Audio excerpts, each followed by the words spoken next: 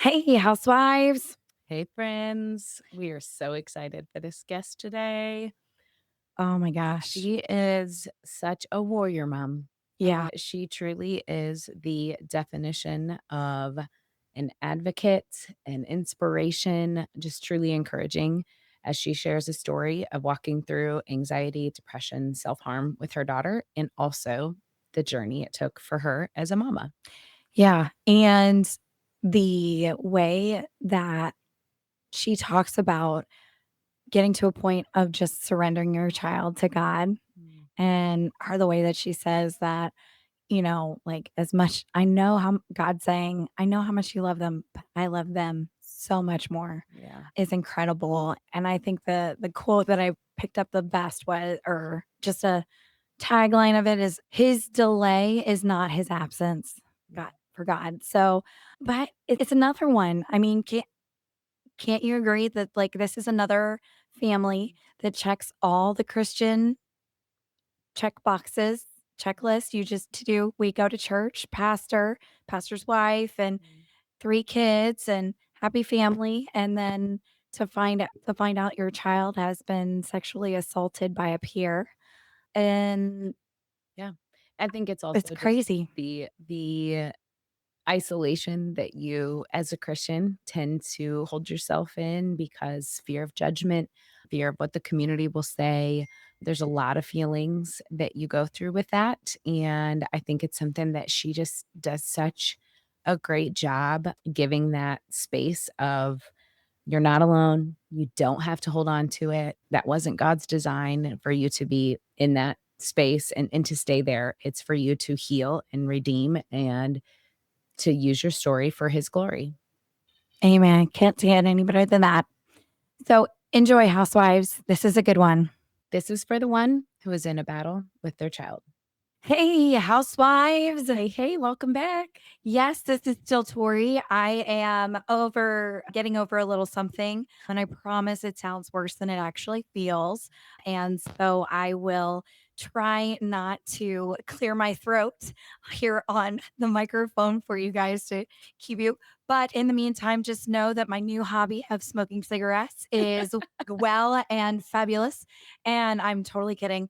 And we're going to have Tracy introduce our guest today. Yes. Okay. So today we have Jenn Robb with us. She is a nurse practitioner by training, wellness advocate by passion, and author and coach by divine assignment. She has definitely been the mom who's done school meetings in tears and therapy appointments with a clipboard. Her journey into this world of warrior moms didn't come from a textbook, it came from the trenches. When her daughter faced the heavy reality of anxiety, depression, and self harm, she didn't have a manual. She had prayer, persistence, and a whole lot of messy grace. She learned to ask the hard questions, push past the guilt, and fight for both her daughter's healing and her own. That season broke her open, but it also built something new, a fierceness, a purpose, and a calling. Now, Jen helps other moms do the same through Warrior Mom coaching in her book, Warrior Mom Rising. Welcome, Jen. Thanks, lady. So I'm so glad to be here. And I am in the middle of it, in the middle of your book. And for those that aren't on video, I'm showing it off here. Jen, you just released recently, right? Middle of May is when it got published. Yeah. So how's it been this summer being an official published author? So it's been fun. I mean, it's definitely a whole different world. Like I never set out to be an author. And so it's definitely different, like navigating different things, learning how to do podcasts and all of that stuff. It's like a whole new big wide world that I didn't know was out there. How do you I mean, when you're pouring yourself out on the pages of this book, and then, and then it's you want to get the message out there that this book and resources available because that's why you do it. How I mean, is it emotionally draining? Like, do you feel or is it invigorating because you're like, that there is purpose for this and there what like this is how God has redeemed or is redeeming this whole circumstance. I think it's a mix of both, right? Like, yes, it's emotionally draining because you're putting yourself out there and you're having to tell the story, right? Again and again and again. And of course, anything that we go through that's hard, we want to kind of put behind us, right? Yeah. But it's also invigorating in the fact that I 100% know that like God called me to do this and to write this book and to tell my part of the story, right? Yeah. Not to Right. tell Chloe's story, but to tell my story. And I feel like we're in a season in the world where there's so much right now for teens, like Mhm. so much horrible things, right? Like they're just inundated with it on social media and in their school systems. And mental health is like a huge deal for kids, but they don't want to talk about it. And mamas don't want to talk about it, right? Because it's hard and it hurts and Yeah. it's a place that we don't want to go. And so it's both, right? It's emotionally draining, but it's also invigorating at the exact same time. Yeah, you just said what we constantly say. It's the and. Like you can feel both things. You can be experiencing both things, joy and grief. You can experience both sides of the pendulum of a journey. So tell our listeners, obviously there is a story of how you got to becoming an author. And one of the things that I love most specifically is you're speaking to my soul because I've walked through something difficult with my children and specifically in the realm of anxiety and years of therapy and a lot of things. And I'm 5 years in and I'm just starting to take care of myself. So I'm very excited that what you are going to continue to share through your story and then obviously through your movement and your mission is really mom first because mama's got to take care of herself and be healing along the way. And we don't tend to do that very often. No, and like when I talk to other women, they were like, I think the biggest thing that women say all the time is, I don't have time. I just don't have time. Well, you have to make time, right? Because you matter. That's the thing is that we matter. I mean, think of all the things that we have to do that we take care of and who we take care of, right? I mean, God has entrusted our families to us and we are still important even though we're taking care of everybody else. And that's what I want mamas to hear is yes, you can help your child, you can advocate for your child, but you have to learn how to advocate for yourself too and say, I just need 10 minutes. 10 minutes. Mhm. I think a lot of mamas hear, "Oh, I don't have time to do those self-care things," because they think that it's gotta be big and elaborate and expensive, Yeah. but it's not. I Hmm. mean, just taking 10 minutes for a little walk, just by yourself to kind of, let the Holy Spirit speak to you makes a difference. Feeling sunshine on your face makes a difference, and that doesn't cost anything. Yeah. And I think that's the biggest thing that I want mamas to hear is you have to take care of you because you do matter in all of this. Yeah. Absolutely. Okay, so can you share the story? Like, you guys were picture perfect. It had the Christian checklist of going to church, right? Pastor's wife, all the boxes. And, practically the white picket fence out front, right? Yeah, I And mean, that's how I feel like we were, right? We were the traditional I mean, my husband and I have been married 25 years. We were college sweethearts. We've raised, 3 kids, and then so we have 2 boys, and then we have our baby girl, Chloe. And when she was about 12, she really started to struggle with anxiety and depression. And it was just subtle signs in the beginning, like her grades started slipping. She was wanting to retreat into her room, like, and hide in the dark all day, which is not normal. And so part of it is learning, like, is this normal teen behavior Mhm. yeah, or is this something more? Right. And this is where we kind of have to rely a little bit on our mama instincts and trust that, like, we know our children and that something is wrong. Right. Even though they don't want to talk about it. But hiding in the dark rooms, she has always loved cheerleading and she didn't want any part of it anymore.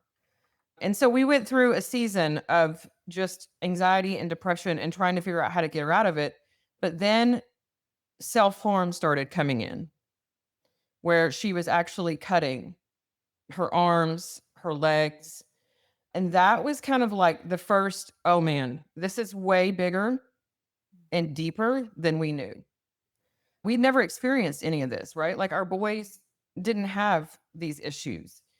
And but at the same time, like when you're a Christian, sometimes you don't feel like you can tell anybody, right? You don't want to talk about it because there is a level of judgment, especially around like mental health, right? And like, oh my gosh, well, what did you do wrong? You must have missed something. I mean, what has happened, right? Yeah.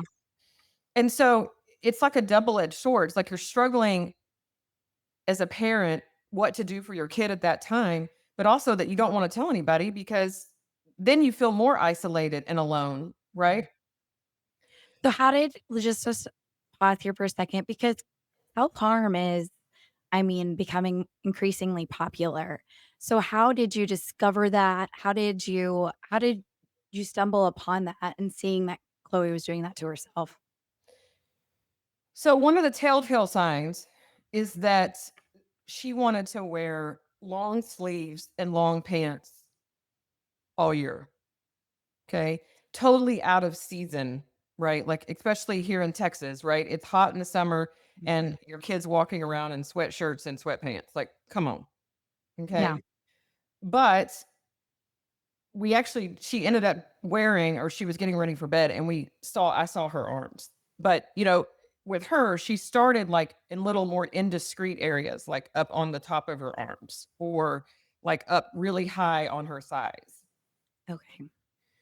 And then she was a cheerleader in the school at the time, and they were at practice. And, cheerleaders, they have those shorter skirts. And one of her coaches actually saw way up high on her thighs when she was being lifted into the air. And it was like, okay, this is a problem.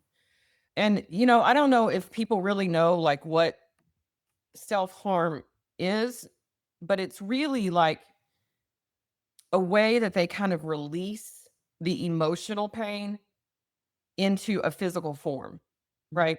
Because if the cutting, even when they're doing it physically, it kind of takes and makes their brains quiet. It calms the emotional and the mental noise. That's what Chloe always called it. She was like, it's just noise. And that's what it's calming. And that's a hard thing for a mama to have to hear, right? Like, Mhm. Right. and so we ended up taking her to counseling. And the first counselor was not like the best fit for Chloe. She was good because that's all I had, right? Like that's Mhm. who I had to find, and I knew I needed to get Chloe help immediately. And of course, I took her to her pediatrician and then ultimately a psychiatrist. And of course, all the psychiatrist wants to do is put her on pill after pill, right? Right. Well, that comes with its own Yeah. A level of, whole other Yeah. right? Because then she started having side effects and reactions to these medicines. And like, I'm a firm believer in like modern medicine can help you, but it's like more of a band-aid, right? And we have to get to the root cause of Mhm. what is causing that anxiety and that depression and the feelings that she was feeling, And I right? just want to reiterate for our listeners too that you're a nurse practitioner by trade. So Mhm. you understand all of that as a intellect education part of you as well as mama, and you're experiencing so much wisdom and knowledge and things that you have, yet you're still in the thick of it. And so I say that because I know all of us mamas think that we're failing when we go through this, and we're not. Like, it doesn't matter how much you know, how much you have, how much you can provide, is still can be a struggle in your home. 100%. And it has nothing to do with me or what we did or didn't do as a right. parent, right? Like, Right. Mhm. this was something that Chloe was struggling with. And Yes. ultimately, she went through the self-harm period, and we went through a series of trying to find her the right counselor. Mhm. And I don't take for granted that I know how to talk to them, how to talk to physicians and all of that stuff, right? Because that's my wheelhouse. But advocating for your kid and telling a doctor that, listen, I don't want her just to be on medication after medication because that's not fixing the problem, Mhm. right? Right. That's your right as a mama. And our kids, Chloe could never even voice really what she was feeling, right? Like, I mean, you think about like the adolescent brain, right? Like, even as adults, we have times where we struggle to say how we're feeling Mm. because it's so much, right? It's heavy. The burden is heavy. And so you think about a teen or even a tween. right? Their brains are just a jumbled mess to begin with, Yep. right? Yeah, exactly. They can't speak up for themselves because they don't know. Mhm. And so that's where the mama in you just has to come, and you have to learn how to advocate for them and learn to be their voice, right? Yes. And just when a physician says, "Well, let's add these 3 medicines." Sometimes it's time to take a step back and go, "Okay, well, can we start with 1 and see how they do?" And so on, right? Because you want to get to the root cause. I wasn't trying to make Chloe so emotionally numb from medication Right. that she couldn't feel, right? Because that's part of healing is to feel the grief, the pain, all of the feelings that come with that, and then figuring out the best way to work through those and how to cope with those things, Yes. And right? so at this time, you're working with a counselor and a psychiatrist, but at this time, it still has not been disclosed, correct? That the root cause Right. of where this is coming from. So will you talk about how that came when that disclosure was made? So it was actually a few months later after we discovered the self harm. She was having a really bad day and was crying in her room. And I remember just begging her, just tell me what is wrong. Like, tell me what happened. And she finally said that she had been sexually assaulted by another peer. And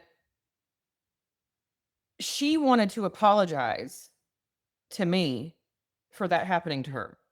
It Mm, wasn't her fault, right?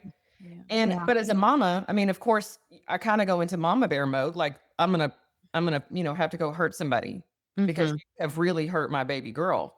yeah, But and we went through a thing. We had to talk to the police and the DA, and we did all of these things, right? And ultimately, the DA wanted us to push and press charges. But at the same time, I had my baby girl literally in the corner in the fetal position, crying, saying she wanted to die. yeah, I can't put her on a stand or put her in all that. So we Mhm. had to let that go, right? Like whatever's going to happen to you, someday justice will be done, Yep. right? Because at that time you go into full on protection mode. Like, right, you have to protect Chloe. I have to keep her alive and I have to save her. So there's a lot of struggles as a mama too, because you've got to do all these things, but life doesn't stop lifing, right? Because Mhm. you have one kid that needs you more than the others. You still have Yeah. other kids, spouses, work, whatever. But the biggest turning point was on April 4th of 2023. Chloe had been doing okay and she was now homeschooled. And so we had let her be at home while I went to work in the clinic for a few hours. But again, you got to trust your mama instincts. And I couldn't get a hold of her, couldn't get a hold of her. And I'm like, something is bad wrong. And I called my 2 boys who were in high school down the road and I said, just go. Don't pass go. Don't walk out any door. I mean, just straight just go home. home. They got home and they found Chloe unresponsive, face down in a pillow, laying in a pool of vomit, not knowing what was going on. They couldn't get her to awake. So they called 911. Finally, after 5 minutes or so, they finally got her to kind of arouse a little bit. We get her to the hospital, not really knowing what she had done. And of course, they started doing all their lab tests, and her alcohol level was 4 times the lethal limit, not the legal, the lethal limit. Chloe's 5 foot tall and 100 pounds, right? Like she's Oh super my tiny. god. And the doctor said that there's no reason that she should be alive. That is like a gut punch to a mama. Mhm. Yeah, And we knew in that moment that the pain that she had been carrying was far more severe than she ever wanted us to believe. And so it was in that moment that we had to kind of go on a different search. But it was also in that moment that God was like, Jen, you need to surrender her to me. As much as you love her, I love her more. And that's hard, right? Like, I mean, by profession, I'm type A, OCD, a control freak to the nth degree, right? But I now can look back and go, that's what was missing all along the lines. Even though we were Christians and we were going to church and we were doing all the things, I had never fully surrendered her over to God and let God help her. Right? Like, and there's something about when you lay it at his feet, when you can finally say, I can't do this anymore.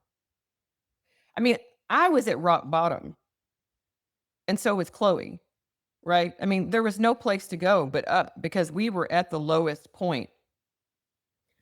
I remember coming home from the hospital and having to put her in the shower to wash the vomit out of her hair because she was so weak physically, but also emotionally and mentally, she was done. She was tapped out. And at this how old is she at this point? 15. 15? So we had been struggling with this for 2.5 years or so, right? But that again is where you kind of really have to learn how to vet your therapist, right? Because even me, like who's experienced and knows how to navigate this world, the therapist wasn't really helping her deal with what she needed to deal with, right? What I had learned was that Chloe was just telling these counselors what they wanted to hear so that they made her think or them think that she was getting better, Mhm. right? Yeah. And then you would see like little small changes, but not really. And then all of a sudden you're hit with she tried to really take her own life, right? Mhm. And the thing is like, people said, well, why did you have liquor in the house? It was behind a locked cabinet. We had two locks on the cabinet because we had a house of teenagers. You know Yeah. what I mean? Like, and Yeah. we were doing everything we could. We put two different locks on it, and she had figured out how to break those locks. It's the if somebody wants it bad enough, they're gonna get it. They're gonna find it. Right. I mean, it's like if there, if there's a will, there's a way, and it doesn't matter what precautions that is behind. I was gonna ask too. So clearly, obviously, she tried to take her life, and no health complications. Like they were able to revive her and he, I mean, cleanse her out. Detox her, and she was okay. Oh, praise God. That's Yeah. a miracle. Physically, she was okay. Right. Right, Right. right. Yeah. But now we were down a whole nother rabbit hole, right? Mhm. Of more emotional pain. And of course, Chloe, she would just kept saying, I'm sorry, mama. I'm sorry, mama. Well, I don't need you like to be sorry. Like I want you Mhm. to feel better, right? Like Yeah. Right. you don't have to apologize, but know that we're gonna get through this and we're gonna fix this. Yeah. Right. And so then it was finding the perfect counselor for her, right? And so that's where vetting and really kind of looking at their credentials comes into play. I finally found an amazing therapist who was trained in adolescence, but also in trauma. And she ended up doing cognitive behavioral therapies with Chloe. And that was a game changer. Now, it wasn't easy because Chloe basically had to relive every aspect of what she had been through, right? Yeah. But in order to get the brain to heal, you have to allow the certain parts to be exposed like an Mhm. open wound, and then it can start to heal by doing different therapies and modalities. So the medicines were still there, right, to kind of help ease some of the anxiety that she was going to feel, but it wasn't. She was no longer dependent on those medications. Does that make sense? Mhm. Yes. Okay, I just want parents to know, like, so often we think not in my backyard, like, "Oh, that'll never happen to me." I'm sure that that's a feeling that, like, "Oh, that wouldn't be the case." And denial is such a long part of the process because we're not willing to trust our mama instincts. We're Mhm. like, "I know something's wrong. I know something's wrong. No, but that can't possibly it. No, I know that family. They would never." Or the sleepover, it would be like it like there are those things like and not that God has redeemed and is using all of this pain and your story and Chloe's story and Sherry, I mean, for his glory and for Mhm. healing in his kingdom. But I just want to remind parents and our listeners here that it is so often where we think we are, what's the word? We're not immune. Not immune. Mhm. Yeah. Well, and part of that is, we were always really cautious with Chloe. Like, right, we didn't let her go places that we didn't know. We always had people more in our home, Yeah. but you're not immune to it, but it doesn't mean that you did anything wrong. Right. Exactly. And That that's too. and that's the thing that will eat at you as a mother, right? Mhm. Is the mom guilt, the Yes. mom shame. Yes. Yes. And 100% of the reality is we don't really know what goes on in other people's homes, Yeah. right? Like, I know we like to think that we know them really well, right? But at the end of the day, this wasn't happening in her home. This was happening at another adult's house when she would go over there. So you don't always know. You can try to help your children to teach them, right? Like, if this happens, then you do XYZ or whatever, right? Right. But at the end of the day, you have to let go of the guilt that you feel as a mama, like you didn't do enough to protect them, Yeah. because those feelings are real. I mean, I struggled with that for a long time, but there's no way of me knowing because Chloe had kept it so big of a secret for her and had seemingly started acting, oh, like everything was normal until it was too much for her to bear. Right.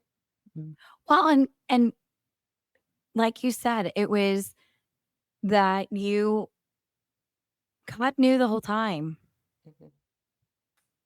God knew her before she was conceived in your womb. Like, God knew what her story would be, and he knew exactly how he was going to use her and use you.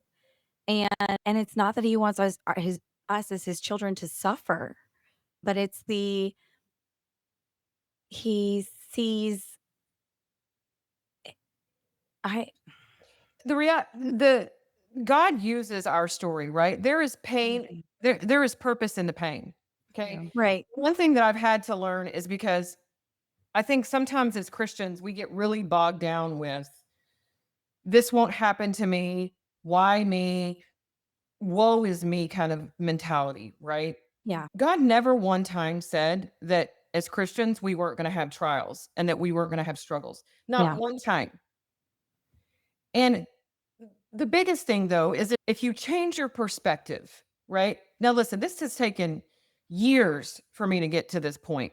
But if mamas can change their perspective, then you can think about like how your actions and your attitude can minister to somebody else, right? How can you be a light? You have to think about like, why is it not, instead of life happening to you, right? Which now puts you in a victim mentality. Right. How is life happening for you? Right. So now your perspective is shifted, right? Now you've become, okay, if it's happening for me, what is God trying to teach me in this moment? What is the purpose in all of this stuff, right? I don't think for one second that anything that we go through in life doesn't happen for a purpose, Mhm. right? Yeah. Obviously, depending on our actions and reactions, they can be negative or positive. And then but watching Chloe go through the cognitive behavior therapy, feel the struggle, feel the pain, relive what happened to her like it was happening again.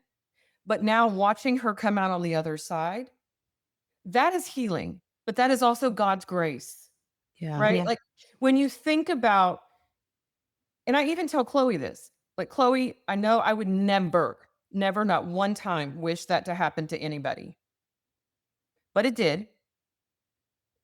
And now, how is God going to use that and use your story to help someone else? Right. So now it's looking at it happened for me. God could have any time snapped his fingers and said, that's not going to happen. Not today. Mhm. But he didn't. And we have to be at peace with that, right? That God knows better than we do. And even though we want him to immediately take away the pain and the hurt and the shame and the guilt, it's a process, but it's a process of learning, right?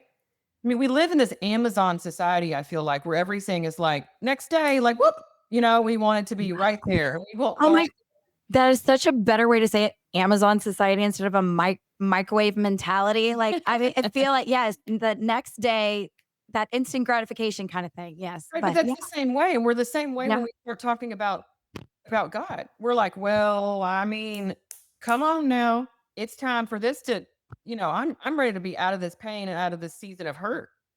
But you can't mistake God's delay for his absence. Oh, that's good. that is He knows good. better than we do.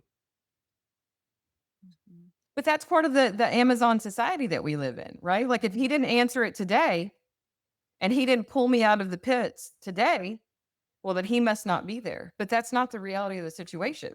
And when I bring it back to like becoming an author, right? Like that was never my intent. Never when we started this journey was that ever even on the radar. Yeah. Mhm.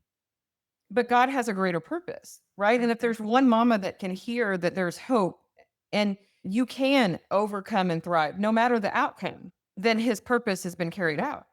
Yeah, Yeah. that's so good. Okay, I want you to kind of switch gears a little bit. Obviously, we're so thankful that Chloe has gone through the cognitive behavior therapy and, is on her healing journey. What did she also do EMDR? That was a question. I feel like we talked about that together before.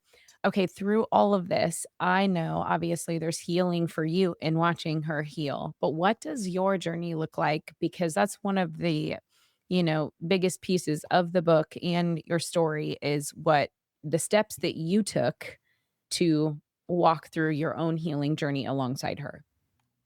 Yeah. So she did do EMDR, which is a form of cognitive behavior therapy, and it was a game changer for her. Yeah. But it's just like anything else, right? When you watch your kid become joyful again, right? And they're finding joy in the things that they've loved, right? She's back to competitive cheerleading and she is living her best life. She's on a world's team now Yay. and It's she's awesome. doing all those things.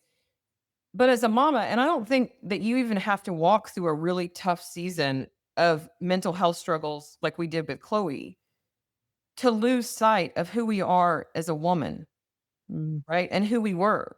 I mean, I remember like literally waking up one day after her April 4th instance, and I was thinking, I was like, I don't even know who I am anymore. Like there's nothing my whole focus had become on keeping the family unit together and keeping Chloe alive. yeah. And that is not a fun place to be as a mama and as a woman, right? I mean, we have identities. God created us to be these beautiful, amazing humans, but we lose it because we put ourselves on hold for everybody else, right?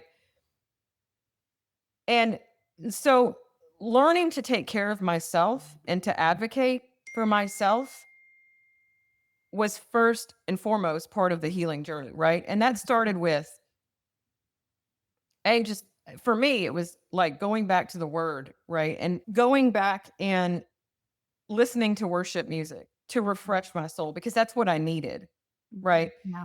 But it was also finding joy in the small things, right? Mm, Joy and an attitude of gratitude will change your whole perspective on things. yeah.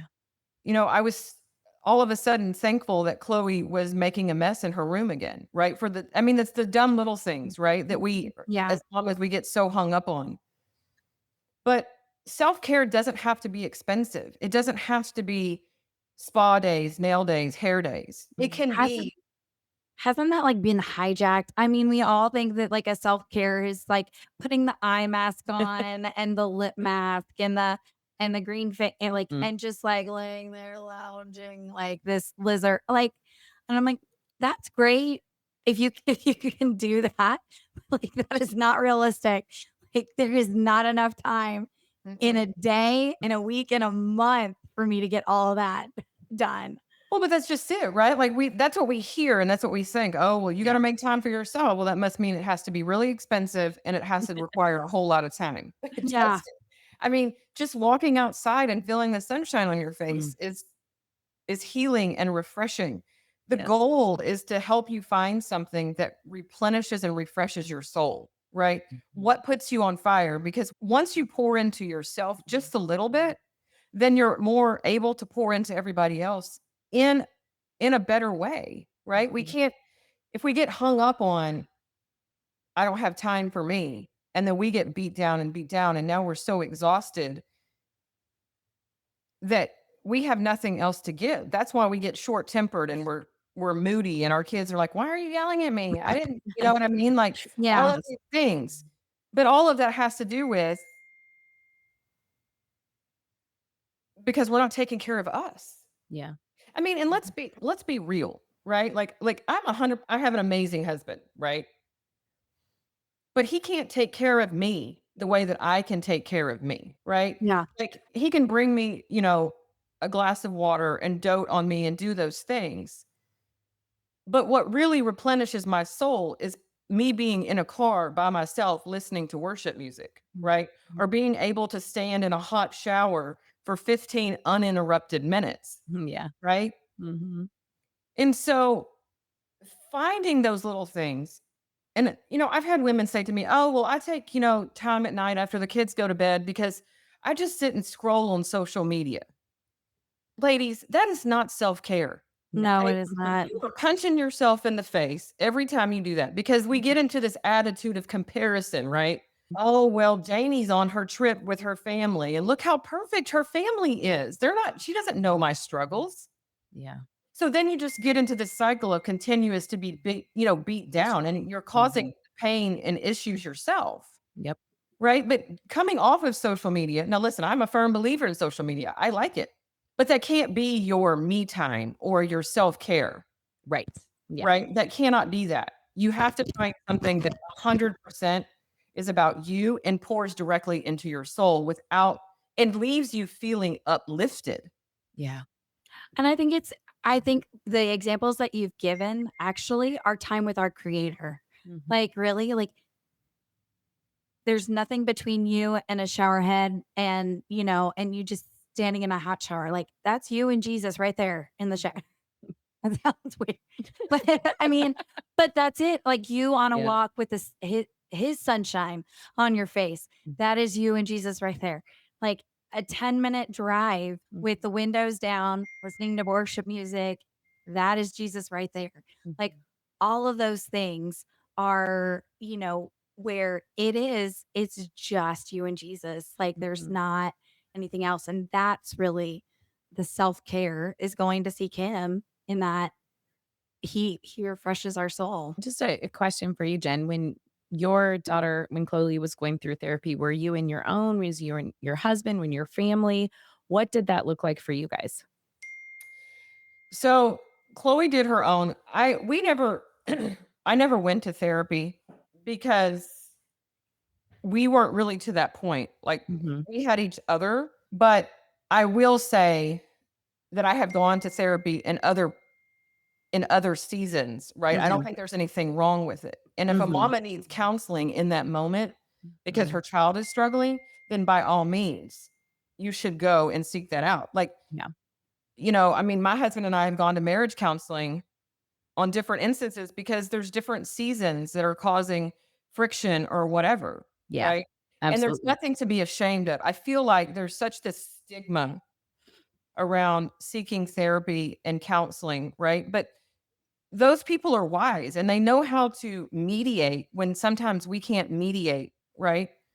And therapy for kids, the other thing that I learned is there were things that Chloe would tell her therapist that I still don't know. And mamas have to be okay with that, right? You 100%. don't need to know everything.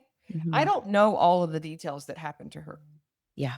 And that's Chloe's. She said, I don't want you to know because that's her Mhm. way of protecting me. Yeah. Yep.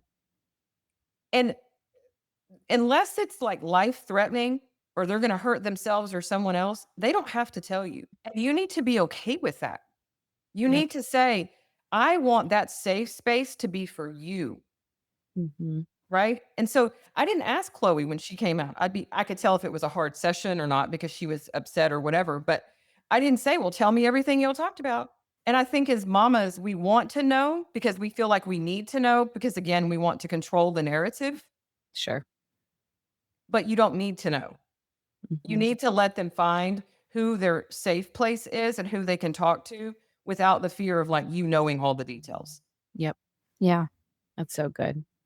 I think as parents, we need to be reminded too that there is a level that is built into our kids wanting to protect us as parents.